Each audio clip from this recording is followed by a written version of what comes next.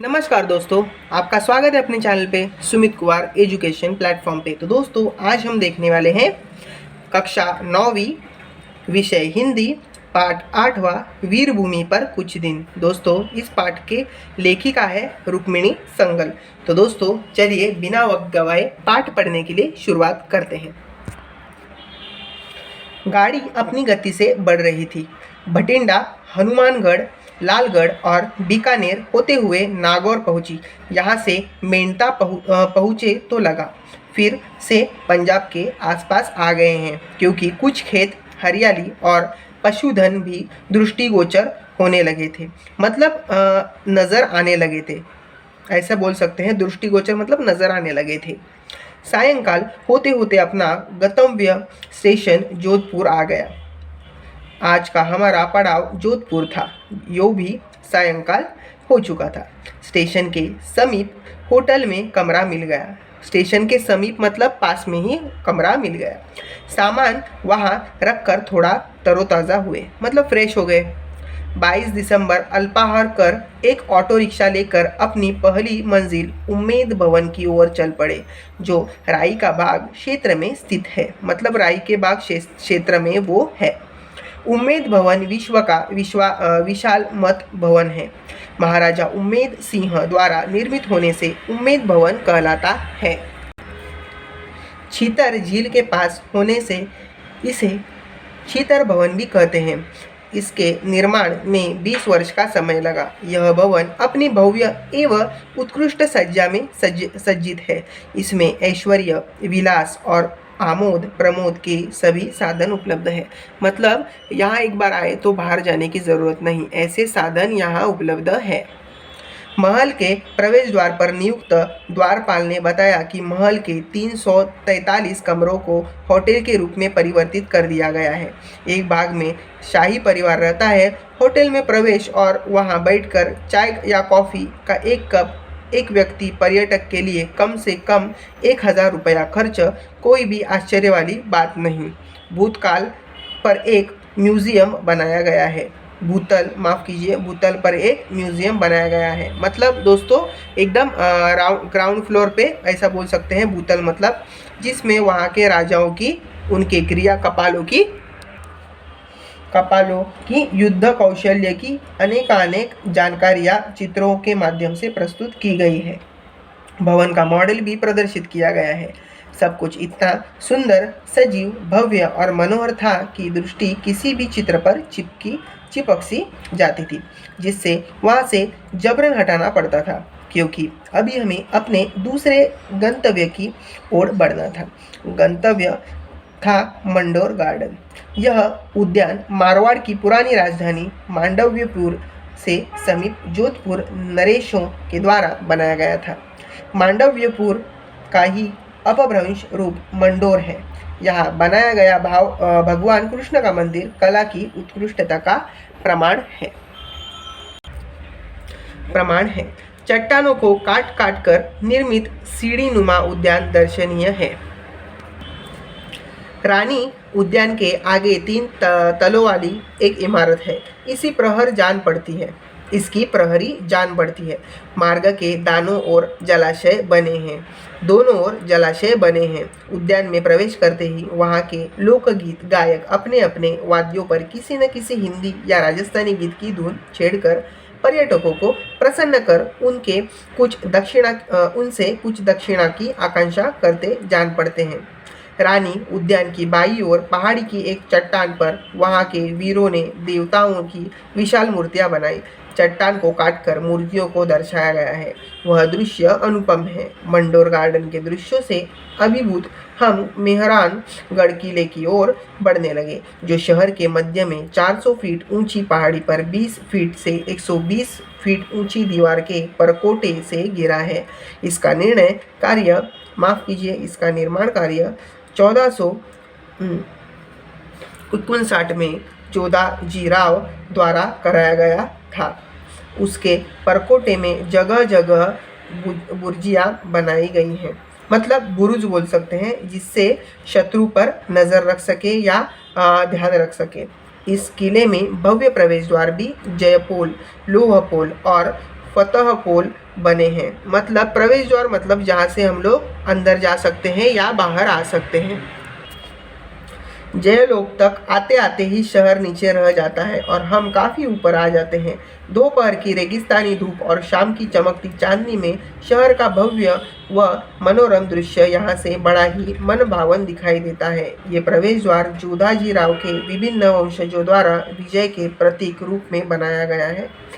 द्वारों की दीवारों पर जौहर करने वाली वीरांगनाओं के हस्तचिन्ह भी बने हैं। दुर्ग के अंदर कई भव्य और विशाल भवन हैं, जैसे मोती महल, फूल महल, शीश महल, दौलत खाना, फतेह महल और रानी सागर आदि। यही बैठक खाना तो कहीं दीवाने खास, दीवाने आम है, तो कहीं कला की प्रदर्शनी हेतु पेंटिंग्स एवं दरियां भी प्रदर्शित की गई है। इसके बाद हम दूसरी पहाड़ी पर स्थित जसवंत थड़ा नाम से विख्यात स्मारक देखने चल पड़े। प्रवेश द्वार के एक ओर महादेव का मंदिर है तो दूसरी ओर देव सरोवर। यहाँ अनेक पक्षी, भांति भांति की चिड़िया चहचहा कर अपनी प्रसन्नता की सकारात्मक ऊर्जा पर्यटकों को प्रदान करती रहती थी। यह स्मारक 1903 में महाराजा जसवंत सिंह की स्मृति में बनाया गया था। जोधपुर के इन सभी स्थलों की चित्रकला, स्थापत्य कला एवं मूर्तिकला को देखकर भारतीय कलाकारों का सम्मान तथा उन्हें स्थापत्य कला एवं मूर्तिकला को देखकर भारतीय कलाकारों का सम्मान तथा उन्हें नमन करने का मन करता है। अब सूर्य भी अपनी किरणों को समेट अस्ताचलगामी हो गया था। मतलब सूरज नीचे नीचे जा रहा था, सूरज का अस्त हो रहा था। फलत हमें भी अपने विश्राम स्थल की ओर बढ़ना था। जोधपुर से जैसलमेर रात्रि की गाड़ी थी। जोधपुर जैसलमेर एक्सप्रेस से तत्काल का आरक्षण कराया और चल पड़े। अगली प्रांता को हम जैसलमेर स्टेशन पर उतरे। समय व्यर्थ न गवाते हुए शीघ्र ही होटल की वैन में बैठ गए और थोड़ी ही देर में होटल के स्वागत कक्ष में आसीन थे। एक कक्ष में हमारा सामान पहुंचाकर दिन भर का कार्यक्रम होटल के मालिक ने ऐसे निर्धारित कर दिया जैसे किसी पूर्व परिचित अतिथि का। थोड़ी देर के बाद ही नगर भ्रमण की व्यवस्था हो गई। पहले यहाँ का सबसे बड़ा आश्चर्य देखने गए पटवा की हवेलियाँ। 18वीं सदी में शहर के प्रसिद्ध व्यापारी सेठ पटवा ने अपने 5 पुत्रों के लिए इन हवेलियों का निर्माण कराया था। एक के निर्माण में 12 वर्ष का समय लगा। शहर के मध्य में खड़ी ये 5 हवेलियां कलात्मक वास्तुशिल्प का अद्भुत नमूना है। इसकी छतें बहुत ही खूबसूरत पत्थर से स्तंभों पर खड़ी है। हवेलियों में पत्थर से बनी जलियों का काम, कई पारदर्शक झरोखे, सोने की कलम से की गई चित्रकारी, सीपी और कांच का कार्य पर्यटकों को आश्चर्यचकित कर देता है। धन्य है वे शिल्पकार जिनके हाथ और मस्तिष्क ने यह करिश्मा किया है। आज ही सम का कार्यक्रम भी था। सम एक ग्राम है जो होटल से 11-12 किलोमीटर दूर रेत की चादर पर बसा है। इस सम ग्राम से 1.5-2 किमी पहले ही जीप ने हमें उतार दिया, जहाँ कई सारे रेगिस्तानी जहाज ऊंट अपनी सवारियों की प्रतीक्षा कर रहे थे। हम भी एक जहाज में सवार हो गए। डर भी लग रहा था। हम भी एक जहाज में सवार हो गए। डर भी लग रहा था, प्रसन्नता भी हो रही थी, उत्सुकता भी थी। हमारी मंजिल थी सूर्यास्त केंद्र बिंदु। ऊंट की सवारी का यह पहला अनुभव था। ऊंटों की कतारें ही कतारें थी। सभी पर नर नारी और बाल वृद्ध सवार थे। शायद सभी हृदय गति वैसे ही धड़क रही थी धड़क रही थी जैसे हमारी। फिर भी रोमांचकारी और मनोरंजक। कुछ ऊंट अपनी सवारियों को गंतव्य तक पहुंचाकर वापस आ रहे थे। यहाँ रेत में मखमली गद्दे, जिन पर आपके पग 5-7 अंगुली नीचे धंसते जाते हैं। पंक्तिबद्ध ऊंटों की कतारें, उन पर रंग बिरंगी पोशाकों में आसीन पर्यटक, शायद अपने गिरने के भय से खोद हम सादे बैठे थे। देखते ही देखते हम सब अपने गंतव्य पर पहुंच गए। क्या अद्भुत दृश्य था! बच्चों के खिलौने, दूरबीन, चिप्स, कुरकुरे, खाकड़ा, चाट, पकोड़े जैसी अनेक वस्तुएं लिए विक्रेता चलती फिरती दुकानों की तरह घूम रहे थे। कुछ राजस्थानी कन्याएं और स्त्रियां लोकगीत सुनाकर पर्यटकों को प्रसन्न करने में निमग्न थी। उनके पर्यटक अपने कैमरे में बटन और कर अस्ताचलगामी भास्कर को कैमरे में बंद करने के लिए संलग्न थे, मतलब मग्न थे। देखते ही देखते चमकता सूर्य ताम्रवर्णी होकर जल्दी जल्दी दूर क्षितिज में लय होता जा रहा था। मतलब शाम, मतलब बोलते हैं ना कि सूर्य का अस्त हो रहा था, शाम होने आ रही थी। साथ ही पर्यटकों के कैमरों में कैद भी। कुल मिलाकर वह जन सैलाब किसी महाकुंभ की याद ताज़ा कर रहा था। मतलब देखो उधर दोस्तों कितनी गर्दी थी। अब सब गाड़ियों की ओर चल पड़े जो लगभग आधे फरलांग पहले खड़ी थी। उस मार्ग में चलते हुए उस मखमली फोम के गद्दों की अनुभूति हो रही थी। जीप पर सवार हुए और आ गए जहां सांस्कृतिक कार्यक्रम तथा रात्रि भोज का प्रबंध था। मध्य में अग्नि प्रज्वलित की गई थी। 3 और दर्शकों के बैठने की व्यवस्था थी, तो एक और प्रस्तुति देने वाले कलाकारों का मंच बनाया गया था। उसमें राजस्थान के जाने माने कलाकारों ने वहाँ की लोक संस्कृति को नृत्य, नाटिका और गायन के माध्यम से जो प्रस्तुति दी वह अद्भुत थी। देश विदेश में प्रस्तुति देने वालों का यह संगम दर्शकों को भाव विभोर किए जा रहा था। रात्रि भोज की तैयारी संपन्न हो चुकी थी। भोजन में राजस्थानी व्यंजनों का वैविध्य था। सेल्फ सर्विस जैसा रुचे, जितना रुचे लीजिए, खाइए, आनंद उठाइए की तर्ज पर सब भोजन कर रहे थे।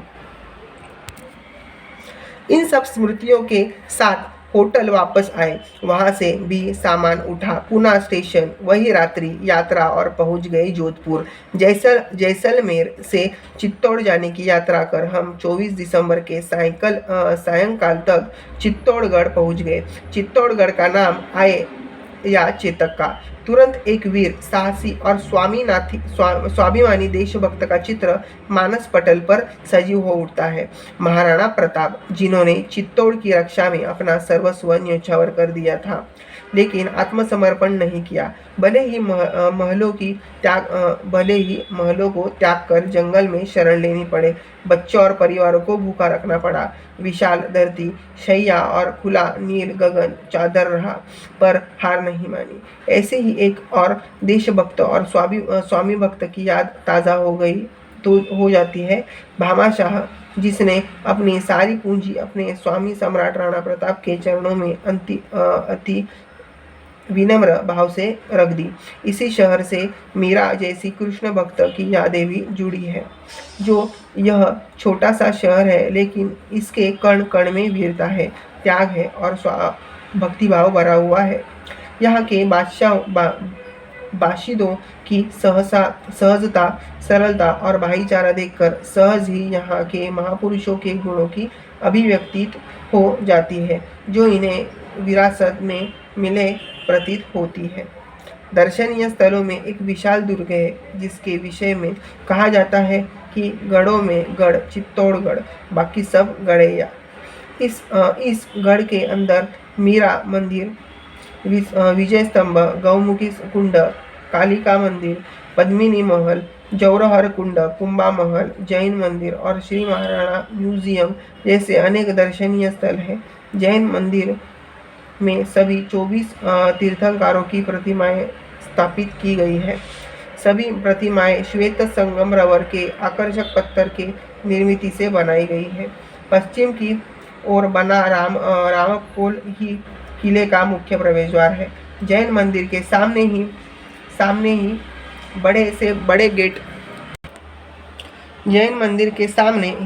से गेट में विजय स्तंभ है, जो महाराणा कुंभा द्वारा मालवा के सुल्तान और गुजरात के सुल्तान के संयुक्त आक्रमण की साहसिक विजय के रूप में बनाया गया है। जहाँ जौहर कुंड में रानी पद्मावती जैसी वीरांगनाओं के जौहर की कहानी प्रतिबिंबित होती है। यहाँ के पार्क में भी महाराणा प्रताप की एक आकर्षक प्रतिमा आकर्षक प्रतिमा चेतक पर स्थापित है। राजस्थान के इन 3 शहरों की यात्रा ने एक गीत की कुछ पंक्तियां याद दिला दी। यह देश है वीर जवानों का, अलबेलों का, मस्तानों का। इस देश का यारों क्या कहना, यह देश है धरती का गहना। संक्षेप में यदि मैं कहूँ कि यह वीर भूमि है, जहाँ त्याग भी है, बलिदान भी है, शत्रु को परास्त करने का जज्बा भी है, तो कला की परखी भी है, देशभक्ति देशभक्ति भी है, ईश्वर शक्ति भक्ति भी है। यहाँ जहाँ जौहर है तो अपने स्वस्थ व सतीत्व की रक्षा का आदर्श भी तो रंचमान्य भी अत्युन्नत न हो। भारतीय संस्कृति की धनी इस भूमि को हमारा शत शत नमन। ईश भक्ति भी, यहाँ त्योहार है तो अपने स्वत्य व सतीत्व की रक्षा का आदर्श भी तो रंच मात्र भी अतिरिक्त न होगी। भारतीय संस्कृति की धनी इस भूमि को हमारा शत शत नमन। तो दोस्तों हमने ये पाठ अभी पढ़ के लिया। तो दोस्तों अभी हम लोग इसके वाक्य है जो कठिन, जो हमें शब्द समझ में नहीं आते, वो भी पढ़ लेते हैं, जिससे आपको आइडिया आएगा कि शब्दों का अर्थ क्या है। लोह पथगामिनी मतलब रेल। लोह पथिगामिनी मतलब देखो दोस्तों, इससे लगता भी नहीं कि ये रेलवे गाड़ी के बारे में बोल रहे हैं, ये शब्द अलग है। तो दोस्तों ध्यान रखिए, रेल। लोह पथगामिनी मतलब रेल। जौहर, जौहर मतलब चिता में सामूहिक आत्मदहन, चिता में सामूहिक आत्मदहन। सैलाब, सैलाब मतलब पानी की बाढ़, पानी की बाढ़। मुहावरे, दृष्टिगोचर होना मतलब दिखाई देना, और दस्तक देना मतलब दरवाज़ा ठकठकाना, दस्तक देना मतलब दरवाज़ा ठकठकाना। तो दोस्तों आपको ये पाठ का वाचन कैसे लगा मुझे कमेंट्स में ज़रूर लिख के बताइए। आप चैनल पे नए हो तो channel like share and subscribe करना ना भूलिए। बाजू की बेल आइकन भी दबाइए, जिससे आने वाले नए नए वीडियो आपको प्रथमता देखने को मिलेंगे। दोस्तों वीडियो पूरा देखने के लिए धन्यवाद। मिलते हैं इस पाठ का स्वाध्याय लेके अपने यूट्यूब चैनल पे नेक्स्ट वीडियो पे। तब तक दोस्तों बाय बाय, अपना ध्यान रखिए और मेरे चैनल को सब्सक्राइब करना ना भूलिए।